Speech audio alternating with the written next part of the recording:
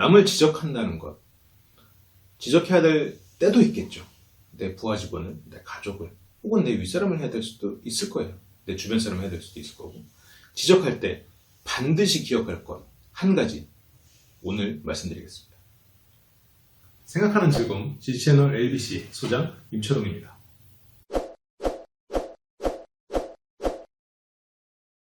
안녕하십니까? 생각하는 즐거움 G채널 LBC 소장 임철웅입니다. 오늘은 남을 지적할 때 반드시 기억해야 될 것 한 가지 말씀드리겠습니다. 정말 중요한 건데요. 제가 많은 곳에서 이걸 지키지 못하는 사람들을 너무 많이 봐요. 남을 지적하기 전에 실은 그 사람의 생각을 들어봐야 됩니다. 뭐야, 결국 저거야? 근데 제가 남을 지적하는 사람 중에 이것을 지키는 사람을 본 경우가 거의 없어요. 그러면 남을 지적할 때 남의 생각을 듣지 않고 지적하면 뭐가 문제가 생기냐면, 아마 그렇게 생각하실 거예요. 그 사람의 생각을 모르니 잘못된 지적을 할 수 있다. 물론 맞죠. 그런데 문제는 거기서부터 발생해요. 저 사람의 생각을 안 듣고 일단 지적을 했어요.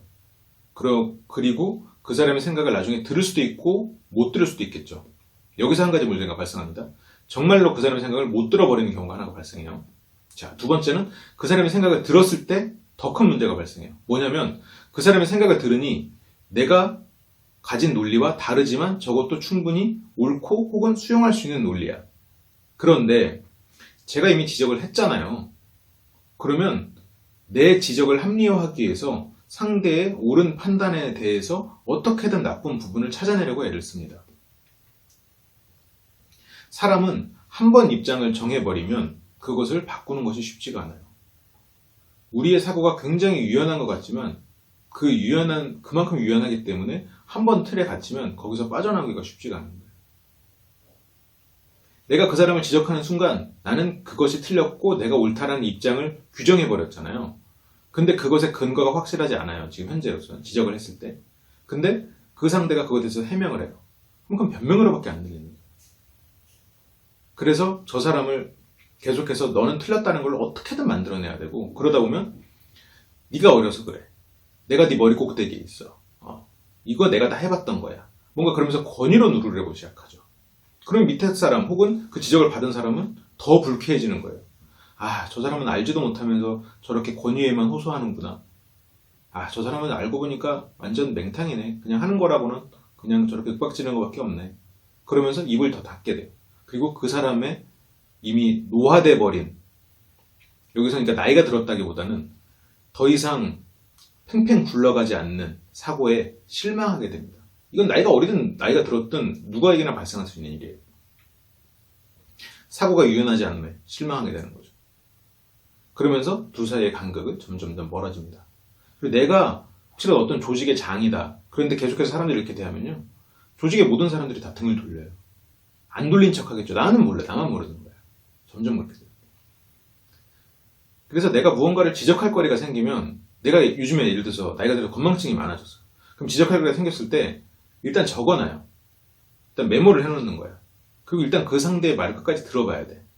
그러면 내가 지적하려고 했던 게 해소가 될 수도 있어요. 해소가 이미 돼 있을 수도 있어요. 상대가 내가 생각했던, 내가 지적하려고 했던 것들을 뒤에 말을 하면서 그 부분을 고려해서 이렇게 됐다라고 말을 할 수도 있으니까요. 그러면 메모했던 걸 이렇게 쓱 그으면 돼요. 그러면 참 좋겠죠. 이게 끝날 때까지 해소가 안 됐어요. 그럴 땐 물어보는 거예요. 근데 내가 잘 몰라서 그러는데 그 앞부분에 대해서 이게 어떤 입장이었는지 다시 한번 좀 얘기해 줄 수 있을까? 라고 해서 다시 한번 기회를 주는 것도 방법이고요. 그 부분에 대해서 잘 들었고 내가 가진 방향은 이거야. 그래서 먼저 큰 그림을 그려줘야 돼요. 내가 가진 방향은 이거여서 지금 앞부분에서 네가 했던 이런 얘기들은 그것과는 좀 다른 것 같아. 그러니 이 방향을 가지고 다시 한번 생각해봐. 그래도 만약 맞다면 다시 한번 그 논리를 좀 가지고 와보자고, 가지고 얘기를 해보자고. 그래서 내가 만약 윗사람이면 큰 방향을 그려주고 다시 기회를 주는 거예요. 이게 똑같이 하더라도 야, 이거 다시 해와. 이것보다 큰 그림을 주고, 그 다음에 만약에 큰 그림을 주고 이 사람이 디테일한 것을 잘못했으면 그 디테일한 건 이거는 그 방향이랑 좀 맞지 않아? 이렇게 수정해줘. 이렇게 수정해줘. 차라리 명확하게 짚어주는 거예요. 근데 내가 이 사람이 전체 얘기를 안 듣고 이렇게 수정해 하면 뒤로 가면 이 사람의 논리가 안 맞아버리는 거예요. 이 사람의 이야기가 흐름이 깨져버려. 이 사람이 생각했던 게. 그러면 자꾸 그 지적을 받는 사람들은 생각을 안 해버리는 거예요. 그럼 결과적으로 내가 지적을 잘하려고 나는 지적했는데 점점 망쳐버리는 거지. 내가 일을 망치는 사람이 돼버리는 거야. 지적을 해서. 그러면 나는 점점 간섭쟁이가 되는 거예요. 그래서 내가 굉장히 막 사람들을 지적하고 다니면서 사람들을 더 옳게 만든다는 착각에 빠지는데 실제로 그 조직은 점점 더 가난한 조직이 돼버리는 거지. 소통도 안 되고. 사람들한테 막 소통하자고 자기가 말을 하면서 결국 자기가 소통을 막고 있는 거고. 우리는 그렇게 되지 맙시다. 그렇게 되려면 지적을 할 때 잘해야 돼. 상대 이야기를 막고 지적하면 안 돼요. 상대 이야기가 그 중간에 지적할 게 있더라도 그게 이 사람이 뭔가 뒤에 반전을 준비하기 위해서 그렇게 얘기를 흘고 갈 수도 있어. 끌고 갈 수도 있어. 이 사람이 가진 그 구조가 있을 거라고. 그걸 들어야 돼, 충분히. 내가 시간이 너무 없다? 그러면 거기까지 하고 일단 나머지는 좀 서면으로 좀 보고해줘. 혹은 뭐 나중에 좀 글로 얘기하자. 아니면 그렇게 해서 자리를 떠더라도 시간이 없어서 내가 그 시간을 쓴다? 그건 안 되지. 왜냐면 상대가 충분히 고민한 게 있을 테니까. 아니면 처음부터 얘기를 해야지. 이거 10분 안에 맞춰야 되니까 10분 안에 정리해줘. 나도 할 얘기가 있으니까 라고. 그렇게 안 하고는 안 돼요. 자, 지적을 할 때는 어떻게 해야 된다고요? 상대의 이야기를 충분히 들어서 논리를 만든다. 이것은 어떤 장점이 있다. 상대가 자기의 입장을 밝힐 수 있다. 첫 번째, 상대의 생각을 끝까지 들을 수 있다는 장점이 있어요. 두 번째는 그 상대의 생각을 지적하다가 보면 상대를 규정짓고 나를 합리화시키는 실수를 할 수 있는데 그것을 안 할 수 있게 되는 거죠. 일단 상대의 끝까지 들으면. 그래서 계속해서 사람들이 창의적인 생각을 하고 큰 방향을 잡아주고 그래서 이 사람이 정말로 내 방향에 맞게 스스로 사고를 하고 나의 협업하는 그런 친구가 될 수 있다. 그런 장점이 생기는 거죠.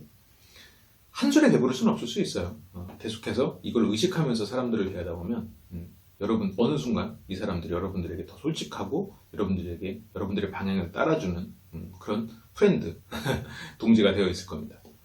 자, 오늘 준비한 짧은 내용은 여기까지예요. 생각하는 즐거움 시즌 LBC에서는 다양한 콘텐츠로 여러분들을 만나고 있습니다. 매주 일요일 1시부터는 자유 실습 진행되고 있고요. 평일에 12주짜리 지금 현재 강좌가 진행되고 있습니다. 불안극반. 그리고 다양한 대상들에게 다양한 수업들이 계속해서 만들어질 예정이니까요. 많은 관심 부탁드립니다. 지금까지 시청해주셔서 감사하고 저는 다음 시간에 돌아오도록 하겠습니다. 감사합니다.